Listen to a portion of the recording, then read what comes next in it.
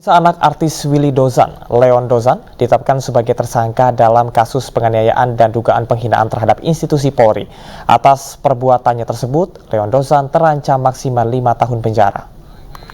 Saya akui saya salah. Saya hilaf atas perbuatan saya yang sudah melakukan kata-kata kasar kepada institusi Polri.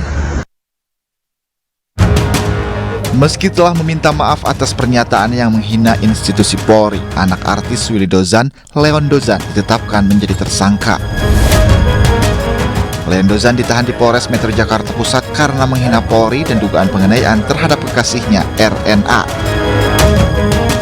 Kapolres Metro Jakarta Pusat Kombes Pol Susatyo Purnomo mengatakan pelaku aniaya korban karena terbakar cemburu. Sementara terkait hasil tes urin, Leon Dozan negatif dari narkoba. Mulai hari ini kami juga sudah intensif melakukan pemeriksaan pengembangan terhadap perkara ini. Alasan pelaku menantang institusi Polri kenapa, Pak? Ya, di bawah faktor emosi, di bawah faktor karena yang bersangkutan cemburu dan sebagainya, karena si korban ingin melaporkan kepada polisi, kemudian tersangka menantang untuk korban melapor pada polisi dengan semua umpatan-umpatan kepada institusi Polri. Sebelumnya, video dugaan penganiayaan yang dilakukan oleh anak aktor Willy Dozan viral di media sosial. Dalam video ini terduga pelaku menganiaya pacarnya dan menghina institusi Polri. Kekasih korban yang tak terima kemudian melaporkan perbuatan Leon Dozan ke Polda Metro Jaya 8 November lalu. Atas perbuatannya itu, Leon Dozan terancam hukuman maksimal 5 tahun penjara.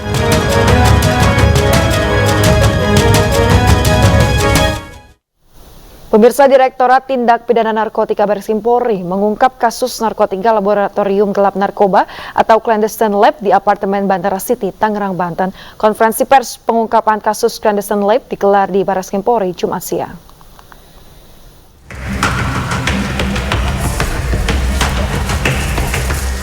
Satuan Tugas Penanggulangan Penyalahgunaan dan Peredaran Gelap Narkoba dalam konferensi pers menjelaskan pada akhir Oktober 2023, Bareskrim Polri mendapat informasi pengiriman ketamin dari Batam ke Jakarta. Setelah ditindaklanjuti bekerjasama dengan pihak Bea Cukai, tim gabungan menangkap pemilik barang. Pada saat penangkapan ditemukan barang bukti serbuk putih ketamin dengan total berat 2.842,21 gram. Dan kunci apartemen Bandara City, Tangerang, Banten. Selanjutnya, petugas mengembangkan penyelidikan ke apartemen Bandara City, Tangerang, Banten dan kembali menemukan beberapa barang bukti seperti sabu kristal, sabu cair, dan peralatan untuk memproduksi sabu. Tersangka yang sudah kami amankan nama dengan inisial XM, umur 35 tahun, warga negara China. Dia berperan yaitu memproduksi dan membuat sabu. Berikutnya yang kedua, inisial ZJ, 39 tahun, warga negara China.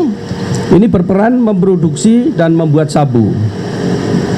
Selanjutnya ada 3 orang DPO yang masih kita lakukan pencarian dan pengejaran. Total barang bukti yang diamankan dalam kasus ini 20,8 kg ketamin, 20,7 kg sabu kristal, 17,7 liter sabu cair, peralatan pembuatan sabu, kendaraan bermotor, paspor, dan alat komunikasi. Adapun modus para tersangka adalah memproduksi narkotika jenis sabu untuk dipasarkan di wilayah Jakarta. Tim Liputan iNews melaporkan.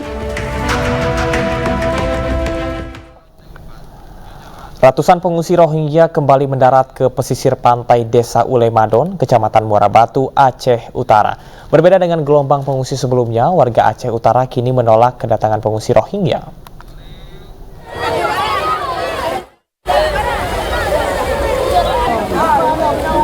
Sebanyak 240 pengungsi etnis Rohingya yang terdiri dari laki-laki dan perempuan serta anak-anak kembali mendarat ke pesisir pantai Ulemadon, Kecamatan Muara Batu, Aceh Utara, Kamis sore. Kapal perahu yang membawa para pengungsi sempat mendekat ke pesisir pantai Kabupaten Biren, namun warga hanya memberikan mereka logistik dan mendorong mereka kembali ke laut. Warga setempat memberikan mereka berbagai kebutuhan seperti pakaian layak pakai, logistik, dan minyak mesin kapal perahu. Sejumlah warga berupaya membawa mereka kembali ke kapal untuk meneruskan perjalanan. Namun banyaknya jumlah pengungsi membuat warga kesulitan mendorong mereka kembali ke kapal. Rusdi, Panglima Laut Muara Batu mengatakan, warga mengaku telah kewalahan menampung pengungsi Rohingya karena mereka telah sering melarikan diri dari tempat penampungan sementara. Kalau jumlahnya nggak didata sama petugas, tempat didata ini masyarakat kan tidak terima. Maunya mereka kan naik ke kapal itu, balik mau kemana dia mau pergi. Tapi nggak sempat didata. Entah berapa ini semua kebetulan ini yang ditolak di kabupaten lain tadi pagi. Jadi upaya dari masyarakat ini gimana? Upaya dari masyarakat tadi udah dikasih bekal, makanan, minuman, ada kadar dari sumbangan masyarakat. Nah itu masyarakat maunya mereka pergi meninggalkan lokasi ini. Karena ini sudah menjadi sudah dibilang kewalahan, sudah banyak sekali Rohingya yang. Hingga Kamis malam, ratusan pengungsi Rohingya masih bertahan di pesisir pantai Olemadon, Kecamatan Muara Batu, Aceh Utara. Pihak UNHCR dan IOM juga belum bisa memastikan untuk penanganan lebih lanjut terhadap para pengungsi. Lebih dari 700 Muslim Rohingya melarikan diri dari Myanmar ke kamp pengungsi di Cox's Bazar dan Kutupalong, Bangladesh setelah tindakan keras yang dipimpin junta militer Myanmar pada Agustus 2017. Banyak pengungsi melarikan diri akibat kapasitas kamp pengungsi yang terlalu penuh, di samping sering terendam banjir. Sebagian besar pengungsi yang meninggalkan kamp berusaha mencapai Malaysia melalui jalur laut, namun banyak juga yang berakhir di Indonesia dalam perjalanannya. Kementerian Luar Negeri Indonesia dalam keterangan tertulis menyatakan Indonesia bukan pihak dalam Konvensi Pengungsi tahun 1951. Oleh karena itu, Indonesia tidak mempunyai kewajiban atau kapasitas untuk menampung pengungsi, apalagi memberikan solusi permanen bagi para pengungsi. Dari Jakarta dan Kabupaten Aceh Utara, tim iNews melaporkan. Duta Besar Inggris untuk Indonesia Dominic Jeremy pada Jumat pagi memberikan kuliah umum di kampus Universitas Gadjah Mada, Yogyakarta. Di hadapan para mahasiswa, Jeremy menjelaskan hubungan bilateral Inggris-Indonesia di berbagai bidang. Dubes Jeremy juga menyampaikan rencana kedatangan Pangeran Edward ke Indonesia.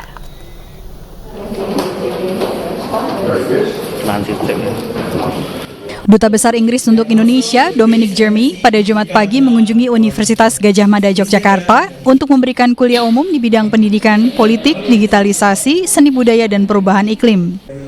Bertempat di Fakultas Ilmu Budaya UGM Yogyakarta, Dubes Jeremy menerangkan Inggris dan Indonesia akan terus bekerja sama mengurangi pemanasan global dan emisi karbon di negara masing-masing. Kedua negara juga memiliki komitmen untuk berkolaborasi dalam mitigasi, adaptasi, serta pendanaan hijau, khususnya dalam menekan kenaikan suhu di bawah 1,5 derajat Celcius sesuai kesepakatan global. UK and Indonesia cooperate across many different fronts and in many spaces on climate change.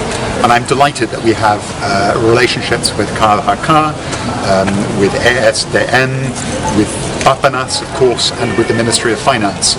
And as I look at COP28, as two countries that are island archipelagic nations, very conscious of the impact of global warming on, for example, the rise in sea levels, we will be working together to secure a successful outcome from the global stocktake that will take place at COP28. This is really important.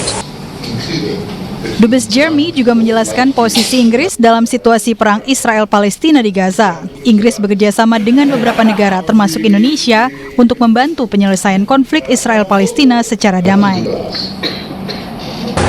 By Hamas on Israel that killed and murdered men, women and children, including many people from the United Kingdom, and it took hostage many people, including people from the United Kingdom, and those hostages must be released now. As the United Kingdom, we are working tirelessly with our partners to improve the situation for the people of Palestine. Sementara itu, Dominic Jeremy juga memberitahukan rencana kunjungan Pangeran Edward, adik Raja Charles, pada 24 November mendatang. Kedatangan Pangeran Edward akan sangat istimewa bagi Indonesia karena berkaitan dengan pemberian penghargaan Duke of Edinburgh. Penghargaan ini akan diberikan langsung oleh Pangeran Edward kepada generasi muda emas Indonesia. Dari Sleman, Yogyakarta, Heru Trijoko, iNews melaporkan.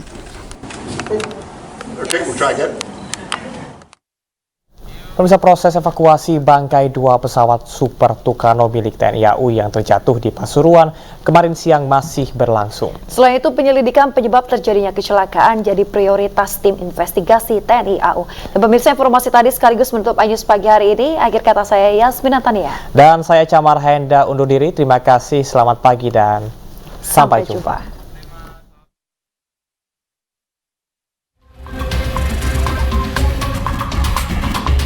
Proses evakuasi bangkai pesawat Super Tucano milik TNI Angkatan Udara yang terjatuh di kawasan Taman Nasional Tengger Semeru, Pasuruan masih berlangsung. Setibanya di lokasi, tim investigasi melakukan pengumpulan barang bukti untuk bahan penyelidikan, termasuk data rekaman penerbangan untuk mengetahui penyebab pasti kecelakaan. Sementara itu, mengingat sulitnya akses menuju lokasi kecelakaan, proses evakuasi bangkai pesawat akan dilakukan dengan bantuan helikopter. Saat ini tim investigasi sudah mencapai di tempat sasaran, sedang mengumpulkan data-data terkait dengan kecelakaan, mengamankan barang-barang yang merupakan alat investigasi, serta akan mengamankan flight data recorder dari pesawat. Untuk bagian pesawat belum bisa dipastikan karena tempat medannya sulit.